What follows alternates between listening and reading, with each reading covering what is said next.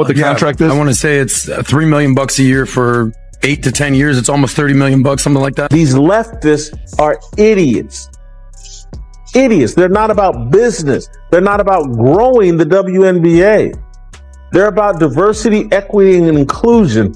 This is insanity, what they're doing to Caitlin Clark. Go back to the Stephen A. Smith show.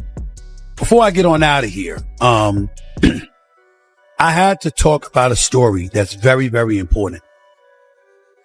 And Hello everyone, and welcome back to the Clark Update. Today, we've got a massive story that has basketball fans talking. Reports about Caitlin Clark's historic Nike deal have sparked huge reactions across the WNBA, with many fans debating what it could mean for the league and its future. Now, without wasting any more time, let's jump straight into today's video. Okay, let's go. The comment section was just uttered aloud by Stephen A. Smith, and the WNBA will not enjoy the at all. We've heard the murmurs for almost 2 years. We've heard tales of animosity, jealousy, and a concerted attempt to keep the biggest celebrity in women's sports out of the game. However, the recent events surrounding Nike, Travis Scott, and the Kelsey brothers have completely altered the professional basketball scene. This morning, Stephen A. Smith did more than just stand up for the star of the Indiana Fever. He verified our suspicions, which we were all too scared to voice. Caitlin Clark is more than simply a basketball player these days. She is a global economy, and no amount of public relations can close the gap that has grown between her and the rest of the league. You were mistaken if you believed the initial $28 million contract was the big story. That was merely a down payment on a much, much larger project. We are witnessing a financial change that could shatter the delicate environment of the WNBA. In order to comprehend why this week's news is so shocking, we must examine the incident that set it all off. Stephen A. Smith is sitting front and center, telling everyone, "I told you so." The WNBA's internal conflict was revealed in the Christmas Day commercial that went viral online. 3 days ago, Nike dropped a bomb that made the rest of the WNBA appear like a local recreational league while families were opening presents and watching the NBA schedule. In order to promote her future trademark shoe, the Caitlin ones, which will launch in spring 2026, they developed the From Anywhere advertisement, a major cinematic advertising campaign. However, the subtleties are crucial. Take a good look at the people in that advertisement. Her WNBA colleagues weren't the ones. It wasn't women's game legends like Diana Taurasi or Cheryl Swoops. Travis Scott, a rapper, was there. The Kelsey brothers were there. They were icons of world culture. Bypassing the WNBA ecosystem entirely, Nike purposefully and strategically chose to place Caitlin Clark beside pop cultural royalty. Stephen A. Smith claims that this was not a coincidence. This was a declaration. One thing is screamed by it. Caitlin Clark no longer need approval from the WNBA. Before her second season has even reached its full maturity, she has surpassed the league. Additionally, Stephen A. claims that this particular commercial represents the WNBA's elderly guard's worst nightmare. They asked her to settle her debts. She was supposed to wait her turn. Rather, Nike simply gave her the kingdom's keys and ignored everyone else. However, we must discuss the numbers in order to fully appreciate the seriousness of what Stephen A. Smith is expressing. Because the jealousy stems from the finances. The league's locker rooms were already hostile when word leaked out about her initial 8-year contract. A rookie earning more in endorsements than entire team payrolls was something that players who had been working hard for 10 years had to contend with. However, fresh information from Nike headquarters indicates that the original $28 million estimate is absurdly conservative. According to insiders, the Caitlin Clark trademark shoe line alone may generate $150 million in revenue in the first 3 years. Give that some thought. If you appreciate this content, consider giving this video a like and subscribing to the channel. Believe it or not, more than 93% of viewers haven't subscribed yet. It's free and only takes a second, but it means the world to us.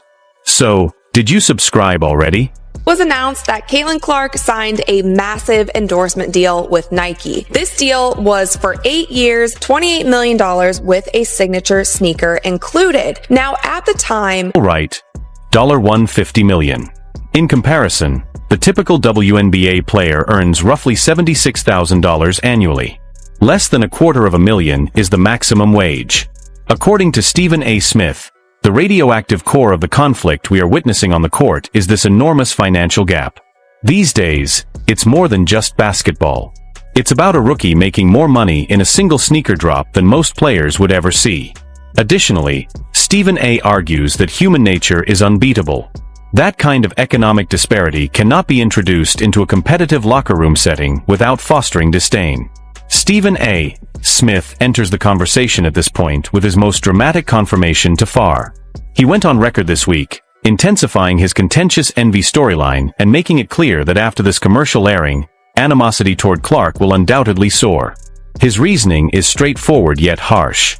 The veterans who played in empty gyms and flew commercial flights, as well as the women who founded this league, feel forgotten.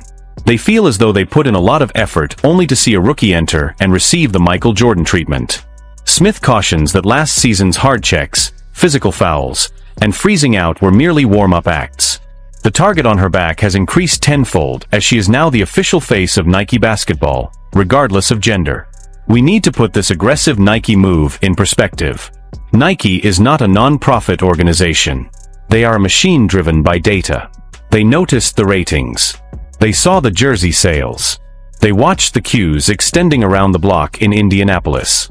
Caitlin Clark is a unicorn, as they quickly discovered.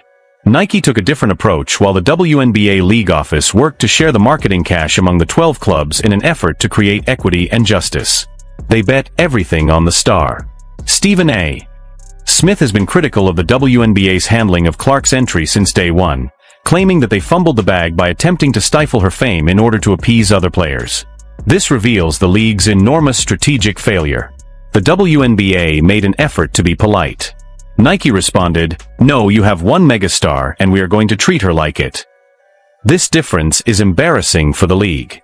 They attempted to argue, "We are a league of many stars." While the NBA views her as simply another rookie who needs to get in line, Nike views her as an icon. Stephen argues that this ad demonstrates the WNBA's loss of narrative control. Caitlin has surpassed the Shield in size. You no longer require the endorsement of the league's veterans when Travis Scott co-signs you. However, let's examine the jealousy narrative that Stephen A. Smith has been promoting in more detail. Do you recall the last 2 years' controversies? Do you recall the Kennedy-Carter hip check? Do you recall the rivalry between Angel and Reese? Do you recall being left off of the Olympic squad? All of these details are connected to this precise moment by Stephen A. Smith. He contends that all of those incidents were signs of the same illness resentment. Looking back, the Olympic snub seems even more absurd. Because she needed experience, the USA committee decided to leave the world's most marketable athlete at home. The same athlete is now the focal point of a Nike ad that surpasses the Olympic marketing campaign as a whole. The hypocrisy was exposed live on television by Stephen A. Smith.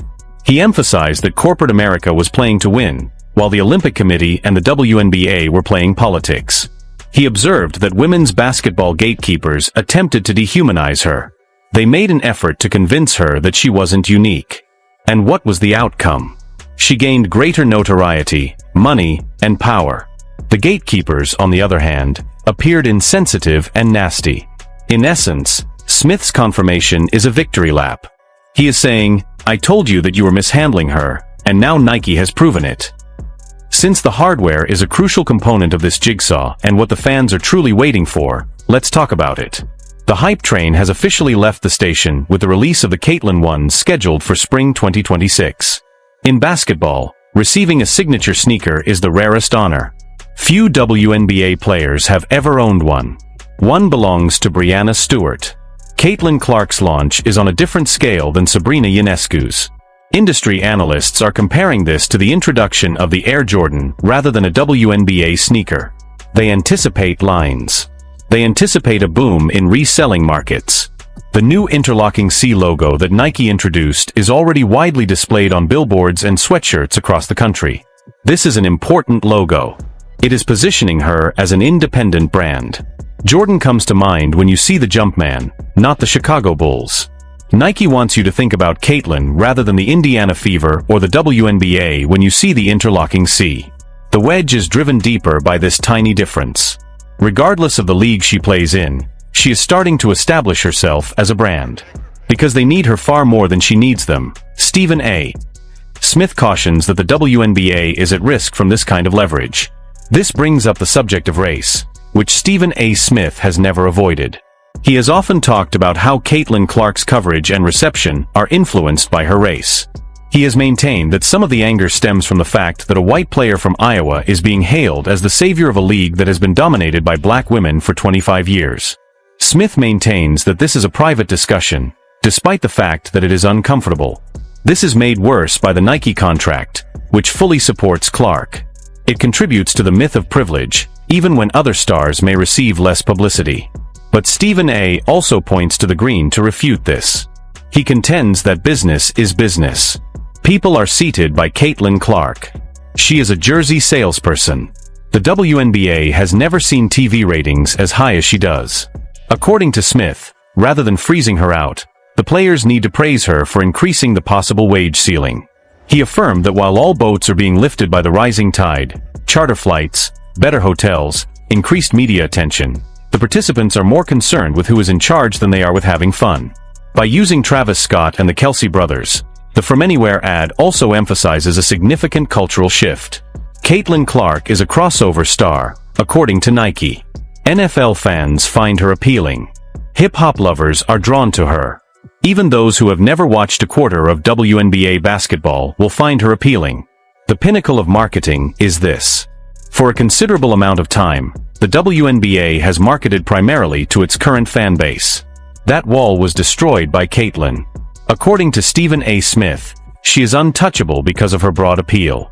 Basketball fans won't be the only ones to take offense if the WNBA players attempt to mistreat her or play dirty the following season. The general population will be the source of it. This timeline illustrates inevitability, so let's have a look at how we got here. The competition for Caitlin's services was fierce once she left Iowa. She was desired by a rower. Nike understood they couldn't lose her despite Adidas' strong campaign. They witnessed the lengthy game, the shoe release delay, and the need to wait until spring 2026. Soren's was calculated. They aimed to heighten the suspense. They wished to give her rookie season more time. Allow the stories to develop. Allow the villains to surface so that the movie's climax would occur when they dropped the shoe. According to Stephen A., Nike performed flawlessly in the WNBA. They allowed the league to create the drama, and now Nike is marketing the corresponding stuff. The Sabrina effect is another issue. Although Sabrina Ionisu's shoe launch was a success, Caitlin's debut is reportedly being prepared with 5 times the inventory. That is astounding. Nike is wagering that, like Jordans or Dunks, this sneaker will become a staple of lifestyle apparel. She becomes ubiquitous if both boys and girls wear the Caitlin ones to the club, the mall, and school. According to Stephen A. Smith, a player is eternal in the sports world once they achieve lifestyle status. Jordan has it, LeBron has it, and Caitlin will follow. Now, what is the WNBA doing? Stephen A. Smith asked his other hosts that question. The league is in a difficult situation. They can't ignore her or risk losing the money, yet they can't be perceived as giving her too much preference or risk losing the locker room. Smith gave the league some very clear advice, or rather a warning. Join the group or risk being left behind. According to his prediction, the Caitlin Clark negotiations will essentially be the next TV rights negotiations. Her rights are funded by networks. The league's value would drastically decline if she were to retire tomorrow. Smith affirmed that it is true, despite the unpleasant reality of. The upcoming season is particularly intriguing because of this power dynamic. We're going to witness a league attempting to control a player who has more money than the league itself. It's a traditional power battle. Stephen A. likens it to the PGA Tour with Tiger Woods or the early NBA with Jordan. The oddity is consistently resisted by the establishment. They detest the abnormality because it highlights their own shortcomings, but in the end, the anomaly prevails. Nike has wagered on the abnormality. The accusations of freezing out that came to light last year must also be discussed. In certain situations, it appeared as though officials were suppressing their whistles while teammates were ignoring her or opponents were using undue force to defend her. According to Stephen A. Smith, this Nike agreement will serve as a shield. The league cannot afford to let their asset to be harmed now that hundreds of millions of dollars are at stake for a business giant. Smith suggests that next year's whistle might be stricter. The league office may intervene to safeguard their investment. And the animosity in the locker room will explode if that occurs and Clark begins receiving calls from superstars. Stephen A. pointed out that the Kelce brothers' presence in the commercial is yet another brilliant move. The NFL machine, the largest sports organization in America, is represented by the Kelces. Nike subtly conveys to the audience that Caitlin Clark is a major player by linking her with them. She's not a specialized athlete. She is a star on par with Sunday Night Football. The capitalists who want to see the sport flourish are delighted by this, while purists who want to preserve the WNBA's uniqueness and culture are incensed. Smith is adamantly in favor of expansion, claiming that anyone who obstructs it is a threat to the future of the sport. What about the actual shoe? The interlocking C design is being commended for its simplicity and adaptability, even if we haven't seen the final colorways. Beyond appearances, however, the shoe is a symbol of possession. Equity and ownership are crucial in today's sports world. Although specifics regarding her royalties are confidential, Stephen A. surmises that she receives a sizable portion. She might be earning $10 to $15 million a year from footwear royalties alone if she is receiving a regular royalty rate on a product volume this high. That is generational wealth created every year. When Caitlin Clark enters the arena, she is essentially the CEO of a large company, and her opponents are workers vying for a contract renewal, creating an odd dynamic. According to Stephen A. Smith, it is impossible to overlook this psychological factor. It is mentally taxing to defend someone who is worth 100 times as much as you are. The aggression is altered. The motivation is altered. Some players will become smaller. Some will attempt to chop off her head. Smith affirms that since the money is now real, the upcoming season will be the most aggressive and physical setting Clark has ever encountered. It is no longer speculative. The ads are running. The check has been cleared. Another important factor is the Nike family. Nike is incorporating Travis Scott into their and entertainment section by hiring her.